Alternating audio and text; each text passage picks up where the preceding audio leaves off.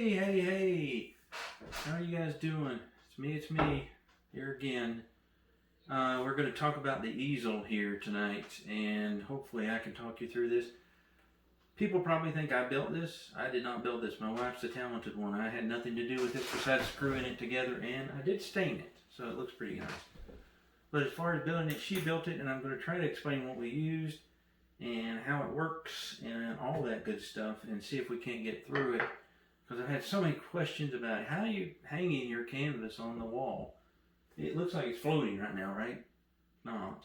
It's not magic. I'm not that good. So, essentially, we have a couple of things going on here. This is a 3/4 of an inch by 2.5 select pine board. That is every one of these boards you see. Except, and you can't see the top in this video, unfortunately. I may get up and zoom in or move the camera. There's a 2x4 at the top because of a feature that I don't need, but we did it anyway. So all of this is made with that. This is select pine, so it was a little more expensive, probably about $6 a board, and I forget how long. I think they're 6 foot, I think. But all you're doing here is getting this, and this is some kind of trim molding, I think, that we found.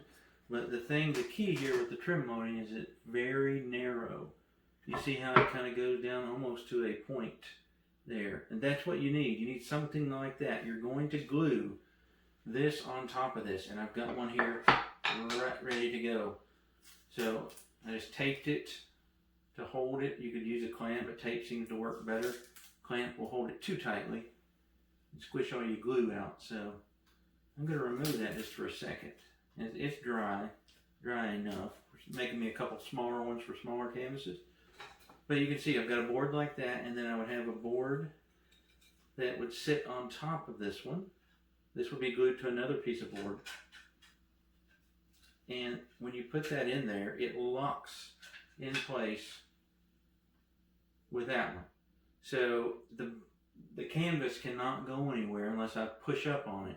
And it's unlikely that you're going to push up on it when you're painting all the way down to the bottom. And even if you did, there's enough space there that you would know you were pushing up on it. It's not going to fall off. So that's how we made those boards, and that's how that canvas is actually hanging on there. It's because it's locking in place on the easel that's behind me. So let's put that down, and I'll show you what I'm talking about. This is a longer one, but it's got that piece glued on it, right? All the way across, and take them all the way across. On this one, we just haven't cut the board off. We did it kind of quick. Take them all the way across, glue it, let it sit, and then what you do is, how do you fix the canvas to this? Tiny, tiny screws that go through this piece of wood and go into the canvas. You know, there's wood on your canvas on the back, and that's going to, affix this to the canvas. Now, what you got to be careful of, I've already done it once, is make sure that you have short enough screws that's not going to come through your canvas. That's the only thing. It's the only really issue I've had. I only had it once because I was smart enough to fix it, which is unusual for me. So screw this into the canvas, and then this goes up onto the easel. Let me move the big one because the big one's hard to work with. So, and if you're watching this, I'm getting ready to do a video for this one. It should be out tomorrow or Tuesday. A walkthrough. A lot of people like that one. It's very, very simple, really. Nothing to it. Alright, so we just take this off. This one's got one on it, too, just so you see there's no tomfoolery going on here. Okay, and that one's got one affixed to it. I'm just going to set that down here.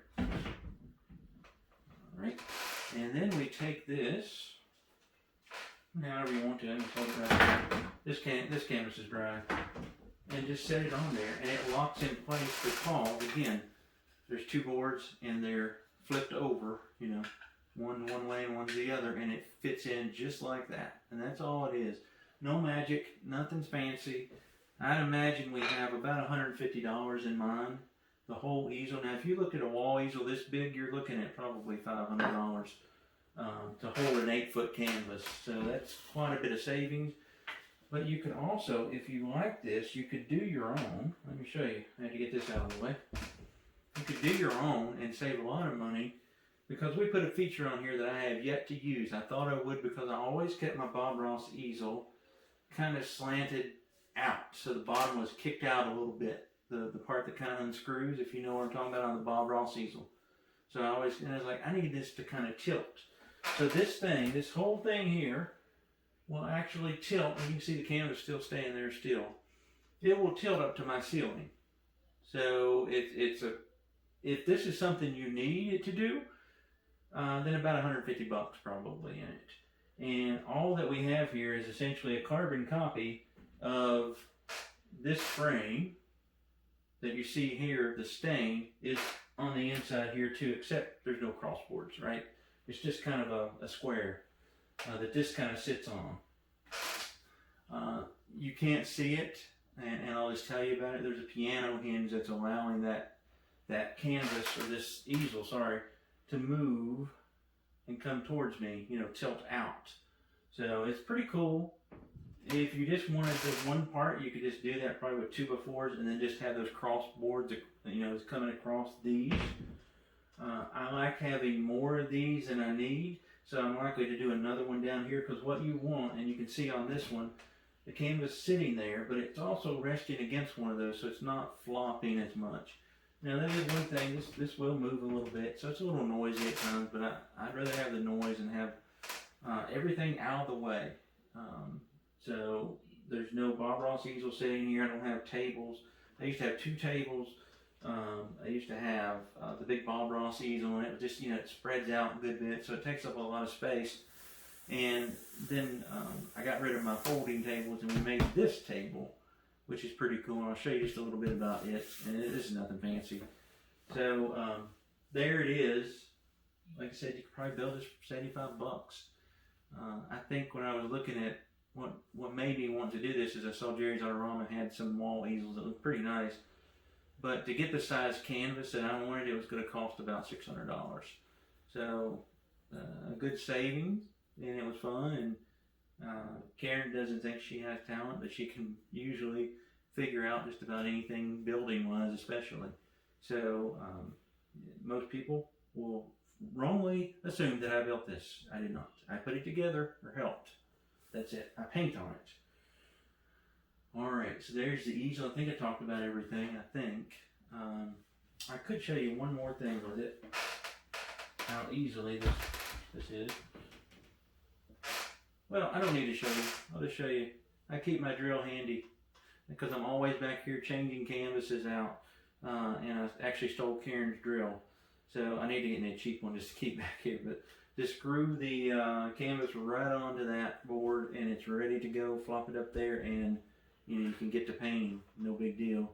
So I'm going to show you the table next, and then we'll kind of sign off and thank you guys for watching, okay? Alright, so I'm back here. You can't see me, but I'm here. I don't think you can see me. I guess I'll see that when I look at the video, right? So I've got this. This was a piece of butcher block that we had, and you haven't seen my whole office studio because I work here for legal work also. But I have butcher block all the way around here. Makes me a desk and a work area and stuff. This was a piece left over that I decided to make a table out of because I was tired of those ugly old plastic fold-up tables that I'd been using. So what I have here is the butcher block.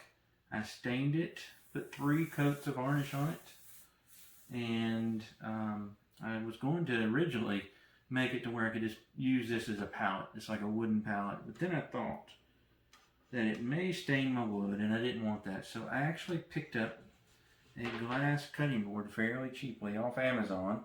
It's an 18 by 24 inch, just like old Bob painted on. So I turned it into a palette, and you've seen it in the last video. And you'll see it in future ones. Because I'm going to show you guys where I start mixing paint from now on, because that's helpful, I think. But we have that, and it just sits here. It's got little feet on it so it doesn't slide. And it's really, really easy to clean up. It's easier to use for me than holding the big palette. Now, if I'm teaching and I'm standing up, I will use the big palette because that, it gives you that artist look, right? But for me, I like to be able to sit down and relax and think about a painting. So it works great. It's scratched a little bit already, but that's fine. But you can see it picks right up. Look at that. and then I use a baby wipe and wipe it off. So it's a super easy cleanup anymore. I don't care. It's getting a few scratches on it. The one thing I may do is actually paint the underside like a gray, so that I can see the paint color just a little bit better and show the color a little more. It's because the brown kind of messes with that. I can see it enough, but I think maybe a gray paint on the back of it would be nice. But I mean, you can see, just put it down and pick it up, and it comes right off. It's great. This has been one of the best purchases ever. Besides the things next to me, I don't think they're in the frame yet.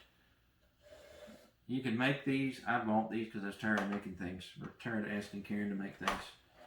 It's little bitty 4x4 boxes that I just stick my paint in anymore. And so I have these sitting on. I've got 6 of these. But the biggest thing for me was keeping. I used to just lay all my brushes. They'd fall off the table as I was painting. Now I can sit them all in one of these. I usually have one for 2-inch brushes and then one for everything else. So I've got a fan brush in here. I've got my rounds and got an oval and a couple of 1 inches.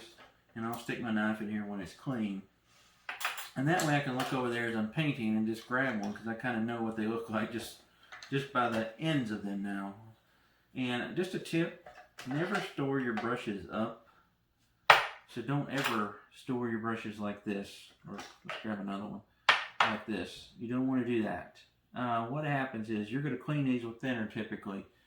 Water, if you're using acrylic, you clean them with water. So if we're using thinner, what happens here is you clean it and you think, I got all that thinner out and I'm going to hang my brushes to dry. Some people will put a magnet on something and clamp them to it. The problem is all that thinner runs back into the ferrule, and that can cause a lot of problems later on, and your brush just won't work for you. And you can see my brushes, this one's getting kind of stiff. I'm going to work on a video on conditioning brushes because I think that's important. Oh, that one's still pretty good. But yeah, store them down, and that's why I have them down in this box. It would make more sense if I could see the ends of them, but I know what they are.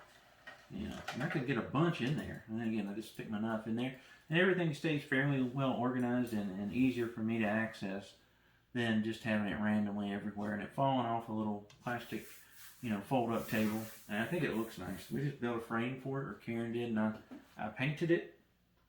And it works great. So it's starting to actually feel like, almost like I know what I'm doing, but I know that's a lie. So, all right. So I hope that answers everybody's questions about the easel. I kind of moved it back, put my big painting back up here. I don't know that I mentioned it yet. I mentioned it on the live stream because I did a live stream with the easel and it looked awful. So I decided to do a video. This one, well, a smaller version of this one will be available for a tutorial. I don't like to call them that. A walkthrough, watch me paint. I don't know what you want, whatever you guys want to call it. But it'll be up probably tomorrow or Tuesday. So look for that one coming up, and then we got some other things coming. But I hope this was helpful to anybody that maybe had questions about the easel. The table is just something fancy. I mean, you could get anything. A lot of people stand and paint. I don't understand it. I like to sit. I'm not lazy typically, but I like to sit and paint. So there you go, guys. If you have any questions, just leave them in the comments or email me directly. You can get my email by going to the About section of the channel. And if you enjoy the channel and you're just watching for the first time, watch other videos because there's better ones on here. This is just kind of crazy things about the easel. But also, give us a subscribe there when you're here. And I will see you guys down the road. Everybody take care.